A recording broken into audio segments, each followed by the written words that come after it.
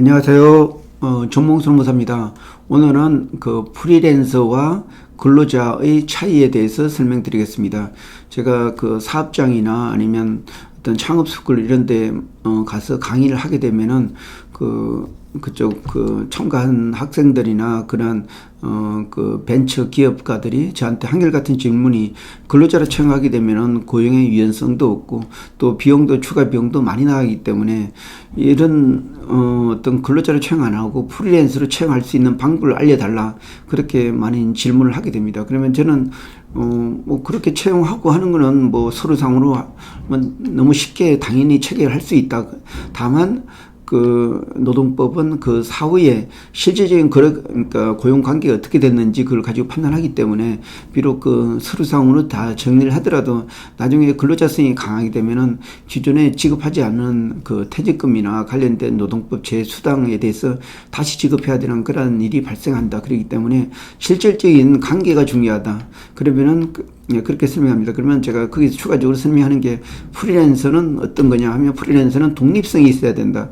자기가 어느 특정 사업체에 전속되어 있지 않고 그 용역을 적용하고 그에 대한 대가로 그 보수를 받는데, 그 근로시간이나 근로장소에 전속되어 있지 않고 또 어떤 계속성, 전속성이 없고, 그리고 또 그 받는 그에 대한 그 보수도 항상 월 고정적 임금이 아니고 그 어떤 서비스에 대한 어떤 대가로 그 대가의 어떤 양만큼 받게 됩니다. 그래서 그런 부분은 이렇게 프리랜서라고 할 수가 있는데, 그에 반해서 또 근로자라고 하면은 근로의 대가로 임금을 지급하는 그런 근로계약을 체결하고 일을 하기 때문에 근로 장소나 시간, 그리고 전속성, 계속성이 인정이 되고 또 작업 소유도 그 회사의 모든 것을 사용하고 있습니다. 이럴 경우에는 근로자성이 굉장히 강하기 때문에 이러한 특성이 있는 근로자를 프리랜서로 하게 되면은 나중에는 그 사후에 문제가 많이 발생할 수가 있습니다.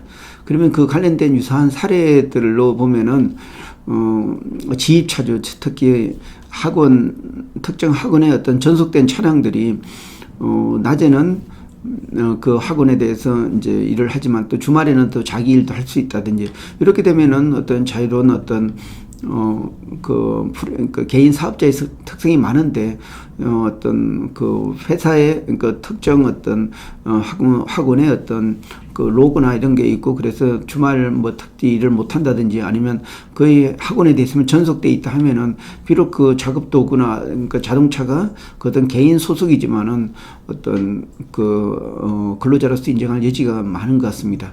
그리고 학습지 교사 같은 경우도 이게 학습지 회사가 돈을 받아가지고 나눠줄 경우에는 근로자성이 굉장히 많은데, 그 학습지 자료를 가지고 그 학습지 교사가 개인한테 직접 돈을 받는 경우는 근로자라고 보기보다는 어떤 자영업자라고 볼 수가 있습니다. 그 외에도